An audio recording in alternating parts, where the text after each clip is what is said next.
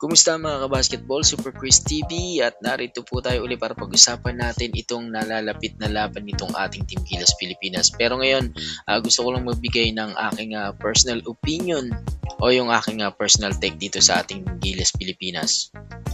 Alam niyo mga kabasketball, no, sa tuwing natatalo yung Gilas Pilipinas, parang naka-template na sa atin yung paliwanag na height. So, height talaga yung problema. Sinasabi natin lagi na mas matangkad yung kalaban, mas malakas sila sa ilalim, at wala tayong laban. Pero kung totoo yan, no, mga kabasketball, dapat matagal nang tinigilan ng Gilas yung international basketball. Kasi dahil lang totoo talaga, hindi height yung nagpapatalo dito sa ating Team Gilas Pilipinas. Ang totoong dahilan ng pagkatalo ng Gilas Pilipinas minsan ay kung paano sila nagre-react kapag nahihirapan na sa laro. Makikita natin na sa umpisa, maayos yung sistema, may ball movement, may spacing, may tiwala sa isa't isa.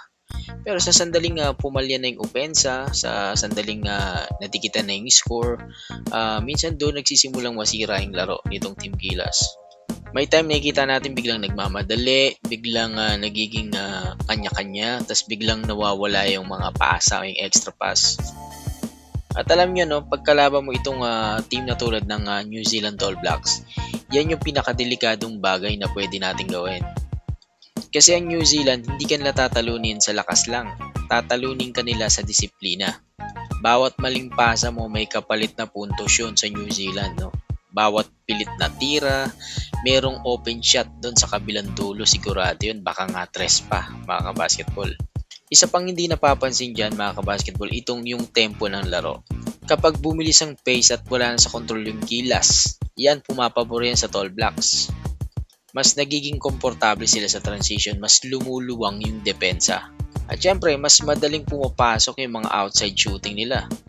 Pero kapag nakita natin napipilitan na silang mag-half court offense, at kapag kailangan na nilang mag-isip sa bawat possession, dun sila nagkakamali, dun naman tayo lumalamang. Kaya lang kasi minsan problema, hindi kaya laging panindigan ng Gilas yung ganong klase ng laro Lalo na kapag nasa home court. Like for example sa Mawa Arena. Diba maingay yung crowd, pwedeng maging gasoline sa kanila yun para lalo sila mag-init. Pero minsan pwede rin maging mitya yun para magkamali sila kasi hindi ibig sabihin lagi ng home court advantage. Minsan ibig sabihin din ng home court pressure para sa ating Team Gilas, di ba? Kasi naglalaro tayo sa harap ng mga kababayan natin.